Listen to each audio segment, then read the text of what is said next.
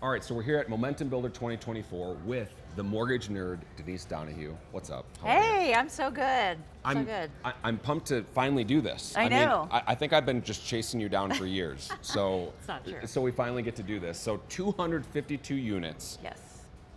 in a year where everybody's just like hurting for business. I mean, we saw the stats. I think there's like half the loan officers out there didn't even do one unit or just one. Isn't that sad? It is, yeah. I mean, It's hard. My heart goes out for them because we don't walk around with signs on our heads saying that, you know, we're down or we've done one loan. And so when we see that, it's like such a slap in the face of, wow, that's like people are struggling. I mean, and people are faking it too. I know. I mean, there's still bills to pay. Yeah.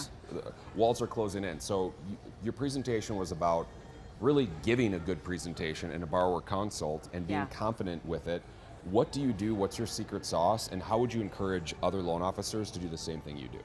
So I think that the problem that we were facing and still are facing is that there's so much confusion and there's so much chaos. There's so much going on in our industry with rates going up and, you know, 2-1 buy down strategies. And, you know, there's just so much confusion that's left when there's all that chaos going in the world. And it's clients that are confused, it's real estate agents that are confused.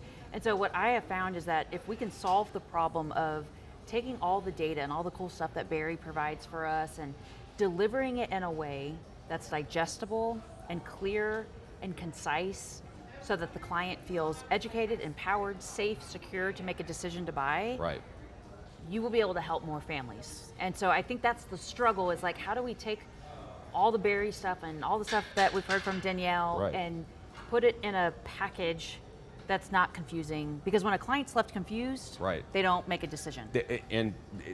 I think maybe this was Sean Herrera that said this: a confident buyer makes a confident offer. Yep, absolutely. But an unconfident buyer probably won't make an offer at all. No, they're paralyzed in indecision. Right, 100%. And there's a lot of, here's the good news, is there's a lot of clients likely in loan officers' databases right now that are paralyzed in indecision, that are the maybes. And so they could attack those maybes right now by showing this presentation to getting them ready to go and re-enter the market. How long is your consult, and what do you make sure your client knows?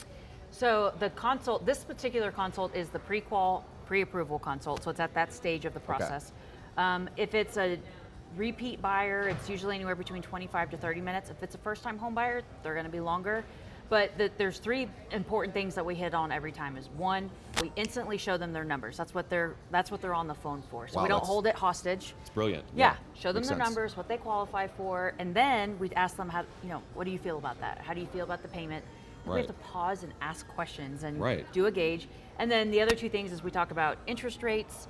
We educate them that you can't lock a rate in until you're under contract, but let me show you MBS Highway and how rates move. And then we ask them, do you think home prices are going to go up or down in the next 12 or 24 months? And you make sure that you ask that. We make sure that we ask it because we have the appreciation charts that are under it. And so the reason why we hit on interest rates and appreciation is I want them to know we're not locking your rate in right now, and they change every day. And then I also want them to know buying real estate isn't about the interest rate, it's about the appreciation rate. Right. And the news isn't going to focus on that, but 100%. that's truly what we should be focusing on. So let me show you what the appreciation rate might look like for you in this home next year and the year after and the year after, and then they get excited. Right. And then let me show you what happens if you wait till rates come down and everybody re-enters.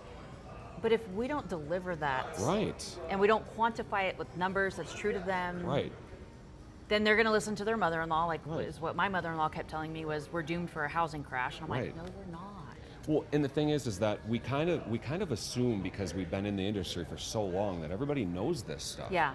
But like, I mean, even the mortgage nerd talks about, you know, all of the numbers first, even about appreciation and interest rates. You have to. Has the lock talk. I mean, I know that you have to, but it kind of almost seems like you're well known in the industry, so I think a lot of people look up to you and think that like maybe you have this magic wand where people just go with you because of a personal brand. Yeah. But you're still doing the basic stuff. Oh, for sure. To get them to the next level. Yeah, because the reality is that if you don't, I believe that we are now in a time frame that is a prove it to me. Like, don't just tell me now's the time to buy. Hey, now's the time to buy, and if you wait to me, that's commission breath. Mm-hmm.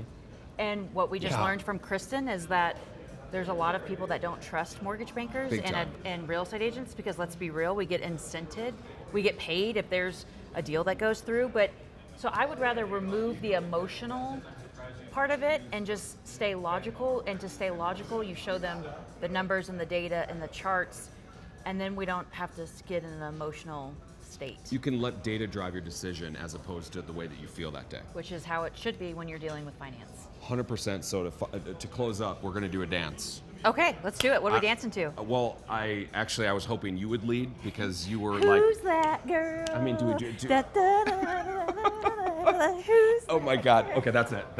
We're done. Okay. We can edit that into something really cool.